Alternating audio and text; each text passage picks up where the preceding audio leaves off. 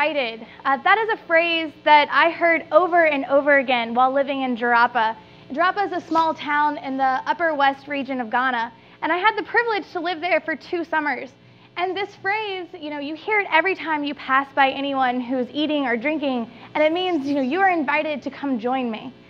And I noticed that when you go further out into, the more remote, rural, and even poorer communities, the more you hear this. And it was the women of these communities that my project focused on. Cooper has a couple of subjects that we do projects on in Ghana. It's water, energy, and shelter. So my side was on energy, and along with fellow students Darina and Lily, we studied energy in this region, and energy is just firewood. And the firewood in Jirapa is supplied by these rural villages surrounding the area. And so we started the project just by showing up to where the firewood is sold. And we got there and we just started talking to anyone who knew English and got them to translate for us, and it was just, it was a great discourse, and before you know it, I'm like trying to balance 80 pounds of firewood on my head. Meanwhile, all of these women are just laughing hysterically at this crazy foreigner who's like trying to carry firewood. And it was a good introduction, and it definitely left an impression on everyone. And we kept going back to the wood market. I spent every day there, at 6 a.m. for the whole summer, and the amount that I was able to learn was just so much more than I ever imagined. It's important to note that the women who carry firewood, these are not just, the strong and healthy ones of the community. This is, tiny girls on their way to school. This is pregnant women. This is women with, a child on their back. This is elderly women. And by the time that they got to me, at the wood market, they've already traveled up to 5 miles carrying 80 pounds of firewood on their head. And this labor is it's completely unacknowledged. A woman will stop and she'll greet you, even with that huge load on her head. And you would think that after, going through all of this labor that, they would try to get the best possible price for your firewood. But instead, there's one price, and it's agreed upon by all of the women for the entire year, and no one ever breaks it. There's no competition among them.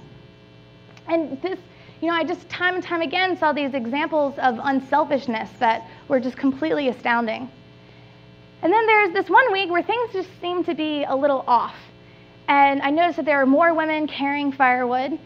2 women got into a dispute, and that just never happened.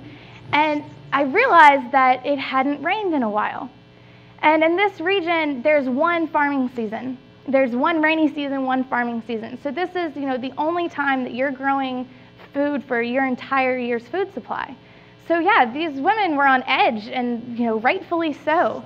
And it was excruciating to be there and to know that they were worried about this and that it was completely beyond their control.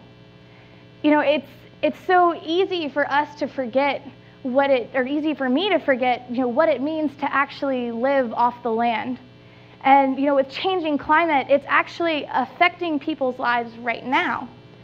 And I will never forget this epiphany moment that Darina and I had the second summer when it finally dawned on me, what firewood really meant, what everything meant, every factor, every consideration that a woman thinks about with every decision and action she makes. It's all for survival. It's all to ensure that she and her family survive.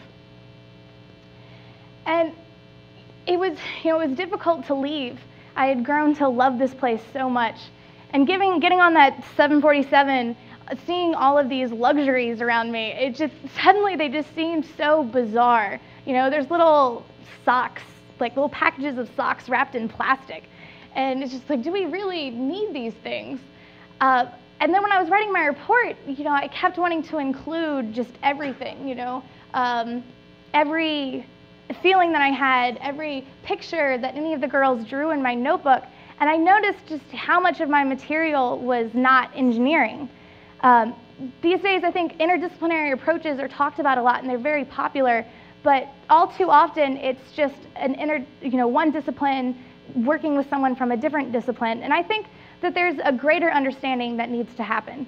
It's not just engineers working with anthropologists, but it's engineers as anthropologists.